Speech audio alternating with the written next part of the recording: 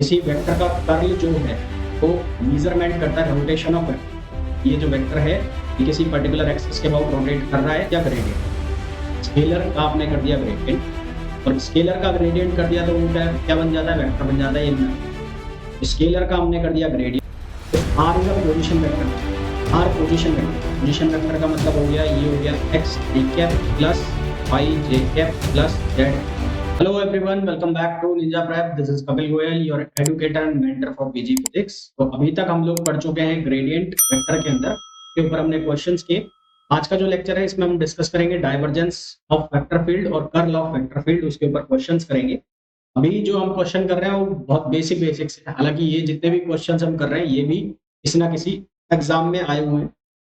एक बार ये सारे फिनिश हो जाए, मतलब डाइवर्जेंस, ग्रेडियंट, फिर उसके बाद जो थ्योरम आनी है एक बार वो फिनिश हो जाए, देन उसके बाद हम जो पर्टिकुलर एग्जाम में आए हुए क्वेश्चन है, यानी कि जैम में आए हुए क्वेश्चन है वो सॉल्व करेंगे, गेट में आए हुए क्वेश्चन है वो सॉल्व करेंगे अलग से, टेस्ट में आए हुए क्वेश्चन है वो सॉल्व करेंगे। तो दैट हमारी एक जो प्रिपरेशन है वो एक बहुत सॉलिड तरीके से हो जाएगी।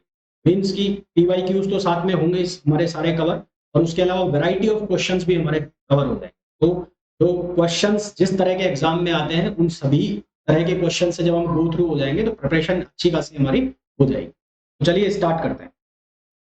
तो सबसे पहले हम बात कर लेते हैं डाइवर्जेंस। तो डाइवर्जेंस जो है वो हमेशा ध्यान रखना, जिस तरह से मैंने आपको बताया था कि जो ग्रेडियंट है, gradient is always use for scalar quantity. तो जो डाइवर्जेंस है वो हमेशा यूज होता है vector, always use for vector quantity. ये हमेशा यूज होगा vector quantity, always used for vector quantity. ये वेक्टर क्वांटिटी के लिए यूज होगा। और जब भी हम डाइवर्जेंस किसी चीज का करेंगे तो वो स्केलर में कन्वर्ट। जब हमने ग्रेडियंट किया था तो ग्रेडियंट किया था स्केलर का और वो बन गया था वेक्टर। तो हम डाइवर्जेंस करेंगे तो डाइवर्जेंस से वेक्टर का करेंगे और वेक्टर से बन जाएगा क्या, स्केलर। जैसा कि यहाँ पर लिखा हुआ है, तो डाइवर्जेंस को जब हम लिखते हैं तो वेक्टर और डाइवर्जेंस के बीच में डॉट दिखाई देता है। ग्रेडियंट को जब स्केलर के साथ लगाया था तो उसके साथ कुछ भी नहीं था। डाइवर्जेंस को जब वेक्टर के साथ लगाएंगे तो उसके साथ दिखाई देगा डॉट। इसका फिजिकल इंटरप्रिटेशन आप लोगों ने बहुत जगह पढ़ा होगा। आप लोगों ने एक चीज पढ़ी है, फ्लक्स। फ्लक्स को यदि हम वॉल्यूम से, वॉल्यूम कौन सा, इनक्लोज्ड वॉल्यूम, इनक्लोज्ड सरफेस के अंदर जो वॉल्यूम है उससे यदि फ्लक्स को डिवाइड कर दिया, फ्लक्स को यदि इनक्लोज्ड सरफेस के वॉल्यूम से डिवाइड कर दिया जाए तो हमें मिलता है डाइवर्जेंस। और ये डाइवर्जेंस का फिजिकल इंटरप्रिटेशन भी, ठीक है। कुछ इंपॉर्टेंट चीजें हैं जो आपको याद रखनी है, जैसे कि यदि किसी क्वांटिटी का, किसी वेक्टर क्वांटिटी का डाइवर्जेंस 0 है तो इसका मतलब वो शो कर रहा है सोलेनॉइड वेक्टर फील्ड। किसको शो कर रहा है, सोलेनॉइड वेक्टर फील्ड। ये ज्यादातर हमारा यूज होगा किसके केस में, मैग्नेटिक फील्ड के केस में। और यहाँ से एक लॉ भी निकलता है जिसको कहते हैं magnetostatics law of Gauss law. वो कहता है divergence of b equals to 0। तो किसी भी वेक्टर फील्ड का यदि डाइवर्जेंस 0 है तो वो सोलेनॉइड यानी कि वो मैग्नेटिक फील्ड को बता रहा है, वो सोलेनॉइड कहते हैं। यदि डाइवर्जेंस ऑफ किसी भी वेक्टर क्वांटिटी का पॉजिटिव, यदि किसी भी क्वांटिटी का डाइवर्जेंस पॉजिटिव आता है तो उसको हम सोर्स फील्ड कहते हैं। और यहाँ से जो वेक्टर लाइंस निकलती है वो गोइंग आउटवर्ड्स, बाहर की तरफ।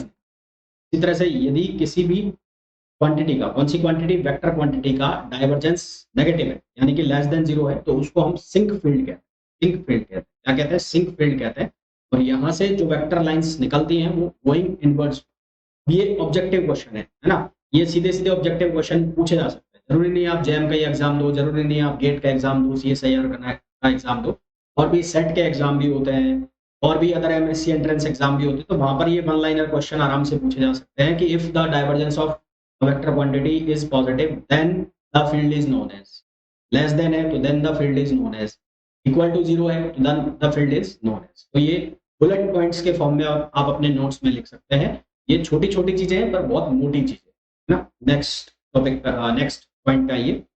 यदि दो हमारे पास वेक्टर क्वांटिटी है, एक है u और एक है v, अगर उनका हम डाइवर्जेंस करें, इस तरह से हमने ग्रेडियंट किया था दो स्केलर फंक्शन का, तो हमने लिखा था ग्रेडियंट ऑफ फाई और ग्रेडियंट ऑफ जी करके। ऐसे ही यहाँ पर दो वेक्टर क्वांटिटी है, समेशन के फॉर्म में लिखी हुई है, तो उनका हम इंडिविजुअली डाइवर्जेंस करके और उनको ऐड कर सकते हैं।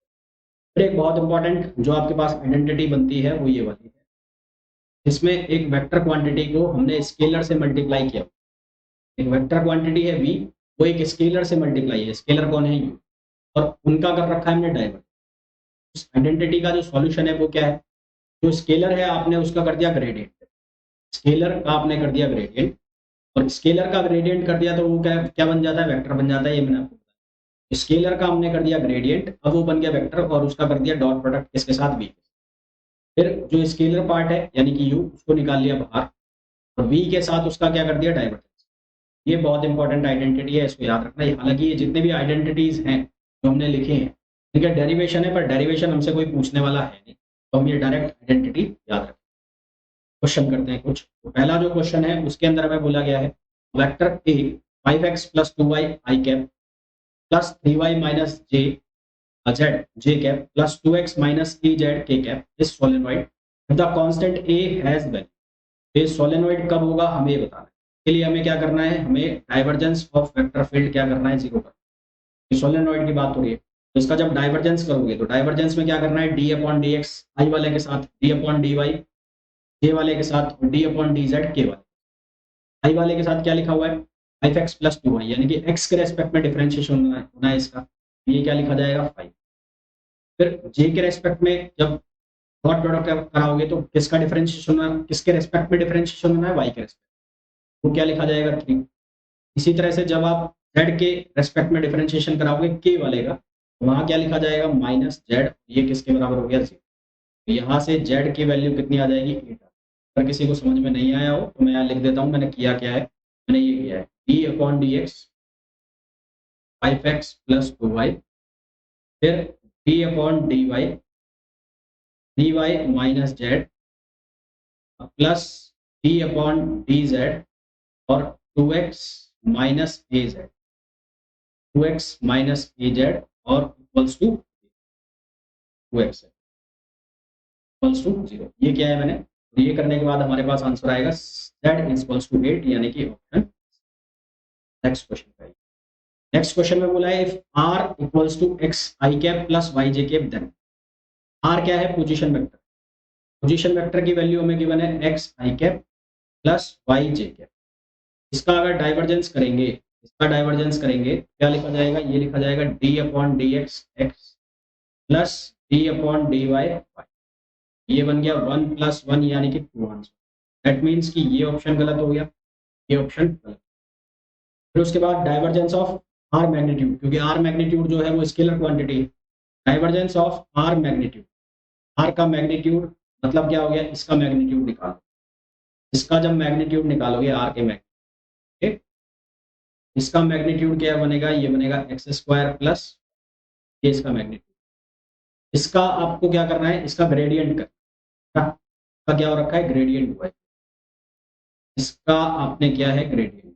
ग्रेडियंट किसका क्या है आपने, आर, यानी कि आप ग्रेडियंट कर रहे हो इसका under root x square plus y square का ग्रेडियंट कर। इसका जब ग्रेडियंट करोगे तो आपके पास आंसर आएगा 1 dot are cap, 1 dot are cap, और ये क्या बनेगा, ये बन जाएगा आर वेक्टर ऑन आर, यानी कि कौन सा ऑप्शन आ जाएगा, सी ऑप्शन। सी इसका करेक्ट आंसर। नेक्स्ट क्वेश्चन,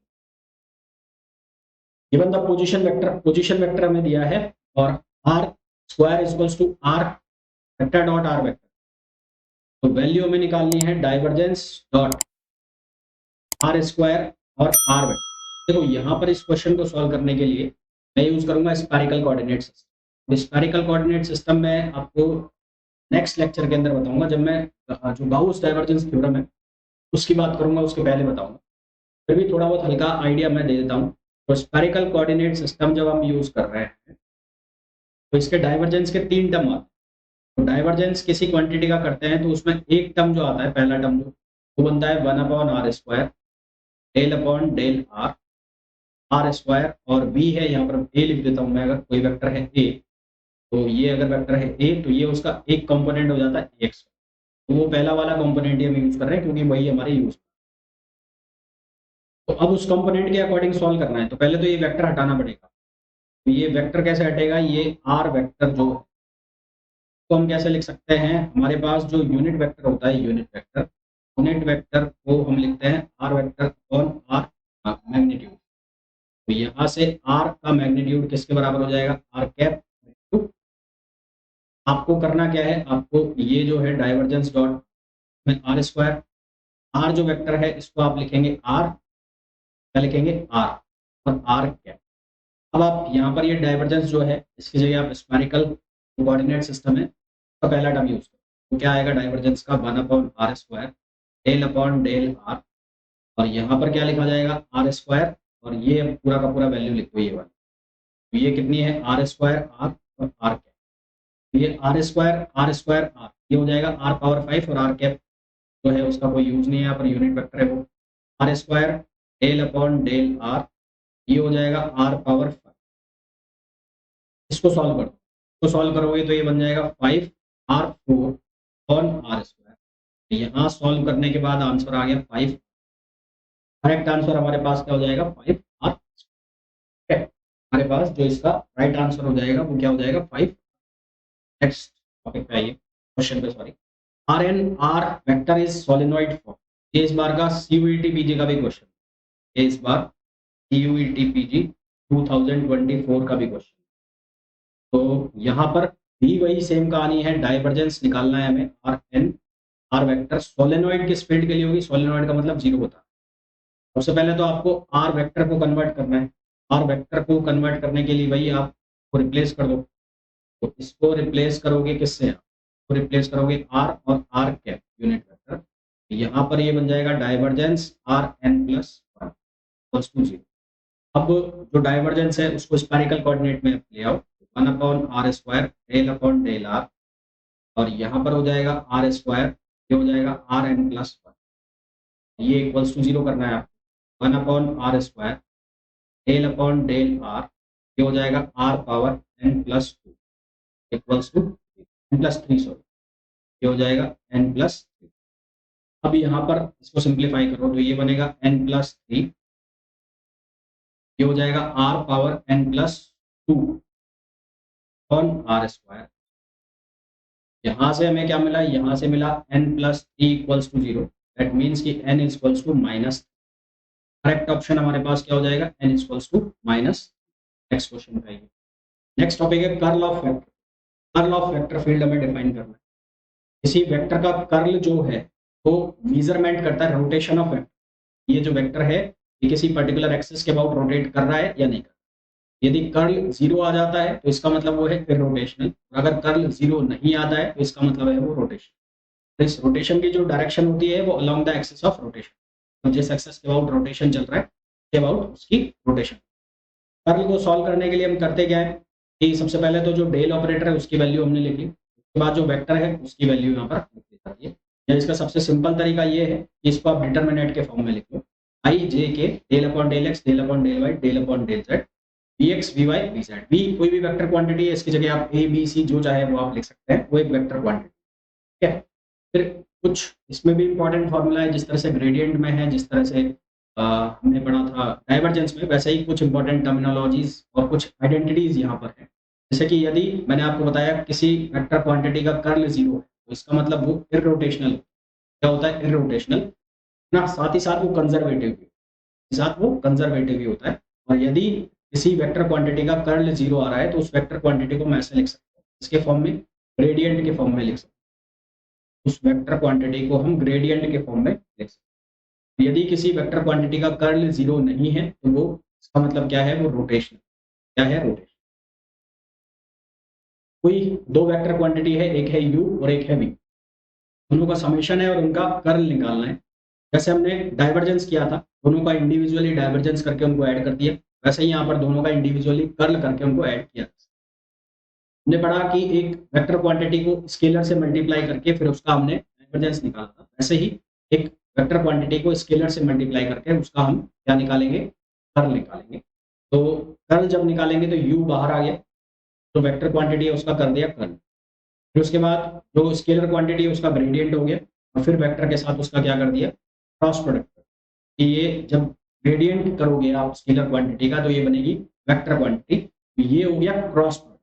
कौन सा प्रोडक्ट हो गया, क्रॉस प्रोडक्ट। इसके पहले जो वेक्टर है उसका हमने किया था कर्ल। तो जिस तरह से वो एक इंपॉर्टेंट आइडेंटिटी थी, यहाँ पर ये आइडेंटिटी भी एक इंपॉर्टेंट आइडेंटिटी है। इसके अलावा कुछ इंपॉर्टेंट आइडेंटिटीज होती है, जैसे कि ये कई बार एग्जाम्स में पूछ लिया जाता है कि किसी वेक्टर क्वांटिटी का कर्ल करके उसका डाइवर्जेंस करोगे तो क्या मिलेगा। किसी कोई वेक्टर क्वांटिटी है ए, का यदि कर्ल कर दिया, कर्ल करने के बाद उसका हम डाइवर्जेंस कर रहे हैं तो वो किसके बराबर आता है? 0। कई बार स्टेटमेंट के फॉर्म में भी ये क्वेश्चन आ जाता है कि which one of the following is divergence of curl of vector is. फिर किसी स्केलर क्वांटिटी का आपने ग्रेडियंट कर दिया, किसी स्केलर क्वांटिटी का आपने ग्रेडियंट कर दिया, फिर उसका आप क्या कर रहे हैं? कर्ल कर रहे हैं, तो वो भी किसके बराबर होता है? 0 के। ये आपको ज्यादातर देखने में मिलेगा इलेक्ट्रोस्टैट्स में। इलेक्ट्रोस्टैट्स में आप ई बनाते हो माइनस ग्रेडियंट ऑफ फाई से, उसके बाद जब आप कर्ल ऑफ ई करते हो तो वो कितना आ जाता है? 0 आता है। वहां से भी आप याद रख सकते हो अगर आपको ये याद ना रहे। के पास लिखा हुआ है कोई वेक्टर क्वांटिटी है ए और बी, ए और बी का क्रॉस प्रोडक्ट, ए और बी का क्रॉस प्रोडक्ट हुआ है और फिर उनका कर्ल कर, तो ए और बी के क्रॉस प्रोडक्ट से कोई वेक्टर क्वांटिटी आएगी तो उसका आप कर्ल कर रहे हो, तो उसकी आइडेंटिटी क्या है? B dot, B dot divergence of B dot divergence of A minus minus A dot divergence of B dot divergence of A, curl of A, B dot curl of A, और फिर ए बाहर निकाल लिया, फिर उसके बाद कर्ल ऑफ ना, दो वेक्टर क्वांटिटी है उनका हमने किया हुआ है क्रॉस प्रोडक्ट और फिर हम उसका निकालना चाहते हैं कर्ल, तो इस आइडेंटिटी से हम इसको सॉल्व कर सकते हैं। ये आइडेंटिटीज याद रखनी जरूरी है। फिर हमारे पास लिखा हुआ है curl of A, curl of ए की जो आइडेंटिटी है वो है, ये आइडेंटिटी है कर्ल ऑफ ए की, divergence sorry gradient of divergence of a, gradient of divergence of A minus del square, gradient of divergence of A minus del square. इसी vector a के लिए यदि divergence gradient of a dot r, gradient of a dot r किसके बराबर होगा? A के, और curl of a cross, curl of a cross r किसके इक्वल होगा? 2 के। इसी वेक्टर ए के लिए ग्रेडियंट ए डॉट आर इक्वल होगा ए के, और curl of a cross r, curl of a cross r किसके इक्वल होगा? 2a के इक्वल। ठीक है, अब चलिए कुछ क्वेश्चन सॉल्व किए। क्वेश्चन नंबर फिफ्थ हो गया, सॉरी।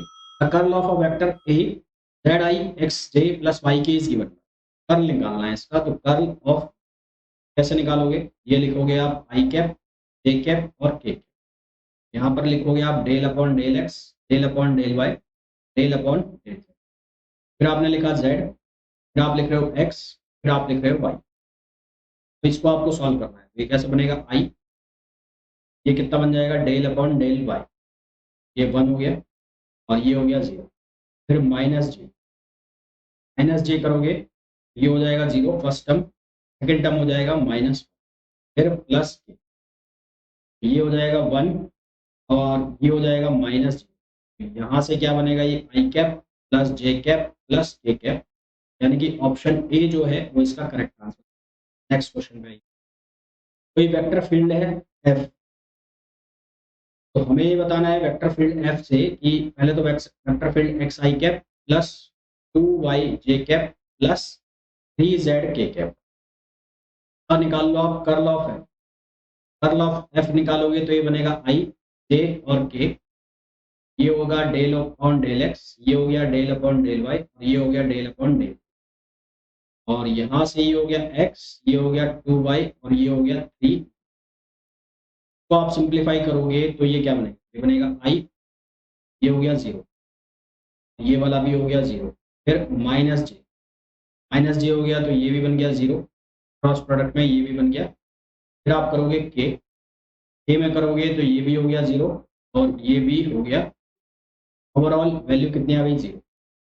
कर्ल ऑफ एफ की वैल्यू आ गई हमारे पास 0। कर्ल ऑफ एफ की वैल्यू 0 आ गई, तो अब यहाँ से सॉल्व करोगे तो कर्ल ऑफ एफ ये निकालना है, तो ये भी कितना आ जाएगा? 0, यानी कि करेक्ट आंसर हमारे पास कितना हो जाएगा? नेक्स्ट क्वेश्चन का ये होमवर्क है आप लोगों के लिए। इसमें पूछा है which of the following vector field can represent N electrostatic field. थोड़ा सा मेहनत वाला काम है, आपको एक एक ऑप्शन पिक करना पड़ेगा, उसको चेक करना है, यानी कि उसका कर्ल आपको निकालना है। उस वेक्टर ए है तो उसका वेक्टर का जो कर्ल है वो 0 आ जाना चाहिए। थोड़ा सा मेहनत वाला काम है, थोड़ी सी मेहनत करोगे तो आंसर आ जाएगा।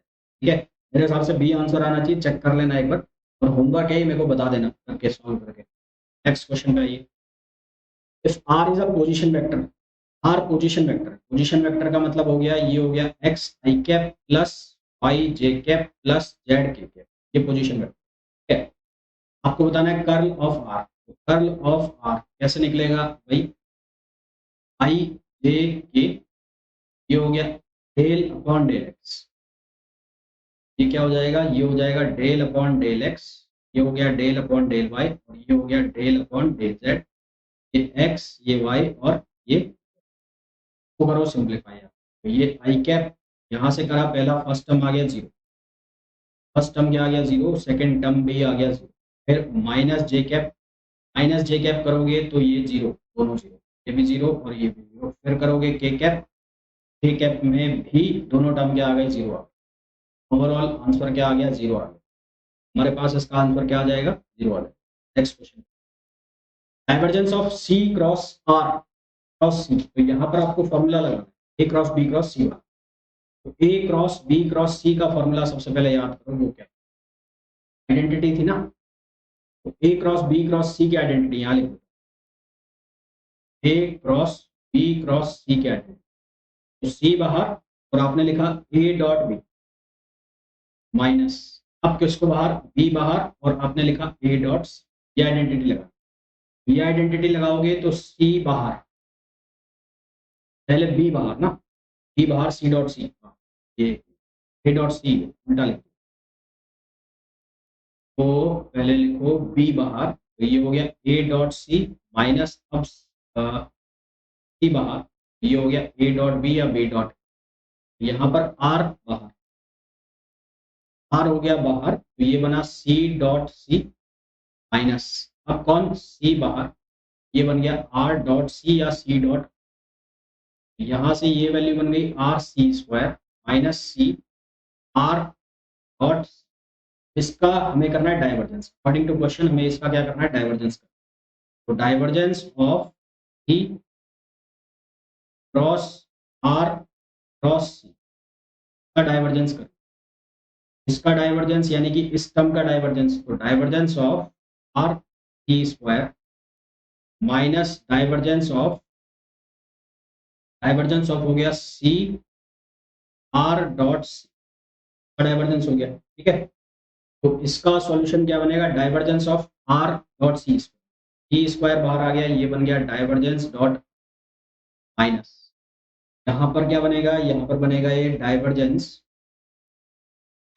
सी डॉट आर, ये सी डॉट आर ऐसा कैसा रहेगा, तो सी डॉट आर ये कौन सी क्वांटिटी हो जाएगी, c dot r a dot b, तो ये हो जाएगा स्केलर, ए डॉट बी हो जाएगा स्केलर, तो यहाँ पर इसका कर दो आप ग्रेडियंट, तो ये कर दोगे ग्रेडियंट, तो ये बनेगा सी डॉट आर का डॉट प्रोडक्ट करा दो इसके साथ सी वेक्टर है, फिर उसके बाद जो क्वांटिटी बनेगी इसको मैं ब्रैकेट में ले लेता हूँ, और ये वाली जो क्वांटिटी बनेगी फिर ये बनेगी सी डॉट आर, और अब आपने डाइवर्जेंस कर दिया किसका, C, divergence of C constant vector है तो वो तो जीरो वैल्यू देगा, वो जीरो वैल्यू देगा, डाइवर्जेंस ऑफ आर जो है वो क्या वैल्यू देगा, थ्री, ये हो जाएगा थ्री सी स्क्वायर माइनस, यहाँ पर ये वाला जो टर्म है ये क्या वैल्यू देगा, जीरो वैल्यू देगा, ये बन जाएगा सी डॉट सी, बन जाएगा सी डॉट सी, तो सी डॉट सी क्या हो जाएगा, सी स्क्वायर, तो आंसर हमारे पास आ जाएगा two c square, correct answer हमारे पास क्या आ जाएगा, two c square, which is option. Next question पे आइए, if v equals to curl of a and gives that v equals to minus k, then the vector a will be given by, v जो है वो किसके बराबर है, curl of v की value किसके इक्वल आ रही है, माइनस के, तो हमें कर्ल ऑफ ए बताना है, तो यहाँ पर हिडन ट्रायल मेथड है, आपको यूज देखना है कि कहाँ से माइनस के आ सकता है, तो सीधा डी ऑप्शन चूज कर लेता हूँ, तो एक एक ऑप्शन चेक करना पड़ेगा, अब ये है इसमें, तो आपको इसको चेक करो, आई जे और k, del upon del x, del upon del y, और डेल अपॉन डेल, यहाँ हो गया माइनस फाइव, यहाँ हो गया वन, यहाँ हो गया फाइव, निकालो इसको सॉल्व करो, आई, तो ये हो गया जीरो पहला वाला, सेकंड वाला भी, फिर माइनस जे करोगे तो फर्स्ट वाला जीरो, सेकंड वाला भी जीरो, फिर प्लस के करेंगे जब, तो ये जीरो, और ये वाला जो बनेगा ये बनेगा पहला वाला जीरो, ये बनेगा del upon del by y, तो -1 बनेगा, माइनस माइनस प्लस हो जाएगा, प्लस क्या है तो गड़बड़ है, वाई आना चाहिए, सिर्फ वाई आना चाहिए। पहला वाला ये जीरो ये जीरो, सेकंड वाला ये जीरो ये जीरो खत्म, थर्ड वाला plus k del upon del x zero, del upon del y y. यहाँ से आपके पास आंसर आ रहा है के कैप आ रहा है, में आंसर में चाहिए माइनस के, और कोई टर्म आ रहा है जिसमें ऐसा हो सकता है वाई चाहिए पहला टर्म, और तो है यहाँ पे, या तो इसमें ऑप्शन में गड़बड़ है, ये प्लस वाई होगा मेरे हिसाब से, प्लस वाई होगा तभी यहाँ पर, मतलब ये के जो है प्लस वाई होगा, ये होना चाहिए प्लस के, ये प्लस के होगा तभी ये आंसर आएगा। ठीक है, तो ये हमारे पास आंसर हो गया इसका डी, तो इसका आंसर जो आ जाएगा वो आ जाएगा डी। नेक्स्ट क्वेश्चन में ये, for a scalar function phi satisfying the Laplace equation del phi एस। तो हमें पूछा है कि लैपलास इक्वेशन, लैपलास इक्वेशन हालांकि मैंने अभी तक पढ़ाई नहीं है, फिर भी थोड़ा बहुत आइडिया है। तो Laplace equation del square phi equals to zero, del square phi equals to zero का मतलब हो गया divergence of gradient of, divergence of gradient of phi equals to zero. ठीक है, और उसके अलावा ये ग्रेडियंट ऑफ फाई है, ग्रेडियंट ऑफ फाई का कर्ल करोगे तो भी कितना आता है, जीरो आता है, मैंने आपको बताया था। इसमें क्या ऑप्शन आ जाएगा, zero curl and zero, zero curl and zero divergence, ये वाला मैंने आपको बताया था ना कि किसी ग्रेडियंट वाली क्वांटिटी का यदि कर्ल करोगे तो वो कितना आएगा, जीरो आएगा, ये लिखा हुआ, ये वाला, ये वाली डाइवर्जेंस वाली जो वैल्यू है वो भी कितनी आएगी, जीरो आएगी। नेक्स्ट क्वेश्चन पे आ जाइए। फिर लास्ट क्वेश्चन में हमें बोला है which of the following can represent a conservative force, में से कौन कंजर्वेटिव फोर्स को रिप्रेजेंट करेगा। कंजर्वेटिव फोर्स का मतलब है कि उसका जो कर्ल है वो कितना आ जाए, जीरो आ जाए। कंजर्वेटिव फोर्स का मतलब है उसका कर्ल कितना हो जाए, जीरो आ जाए, तो वो किसको रिप्रेजेंट करेगा, तो कंजर्वेटिव फोर्स को रिप्रेजेंट। कंजर्वेटिव क्वांटिटी के लिए जरूरी है कि उसका कर्ल कितना हो, जीरो। यहाँ से आपको एक एक ऑप्शन चेक करना पड़ेगा, एक एक ऑप्शन चेक करोगे तो डी अगर ऑप्शन में चेक कर लेता हूँ, क्योंकि मेरे को पता है आंसर क्या है, आपको थोड़ा सा मेहनत करनी पड़ेगी। Del upon del x, del upon del y, del upon del z मैंने ऑलरेडी कर ली है, इसलिए वो जोर नहीं आ रहा। यहाँ से सी बाहर, ये हो जाएगा एक्स, ये हो जाएगा वाई, और ये हो जाएगा जेड। ठीक है, तो ये बना आई, फिर ये पहला वाला जीरो हो गया, दूसरा वाला भी जीरो, फिर बनेगा माइनस जे, माइनस जे बनेगा तो फर्स्ट टर्म भी जीरो, सेकेंड टर्म भी जीरो, और प्लस के, तो ये भी जीरो हो जाएगा। और आपसे ये एक्सपेक्ट किया जा सकता है या किया जाता है कि अब ये बेसिक जो डिटर्मिनेंट्स हैं इनको आप सॉल्व करें, माइनस प्लस की गड़बड़ मत कर दें, माइनस प्लस की गड़बड़ करते ही खेल खत्म हो जाए। ठीक है, तो ये हमने बहुत बेसिक बेसिक से क्वेश्चन किए हैं डाइवर्जेंस पे और कर्ल पे, एंड ये किस ना किसी एग्जाम में आए हुए हैं, इनको हल्के में भी नहीं लेना है ना, बिल्कुल हल्के में लेके चलो कि यार क्या क्वेश्चन आते हैं, ऐसे क्वेश्चन भी आते हैं। जब हम पीवाईक्यूज करना चालू करेंगे या हम और प्रैक्टिस क्वेश्चन करेंगे, एक बार ये सारा थ्योरी वाला पार्ट खत्म हो जाए, देन फिर आपकी जो बढ़िया प्रैक्टिस है वो भी हो जाएगी, तो एक वेक्टर कंप्लीटली आपका तैयार हो जाएगा किसी भी। मिलता है नेक्स्ट वीडियो में, टिल देन थैंक यू।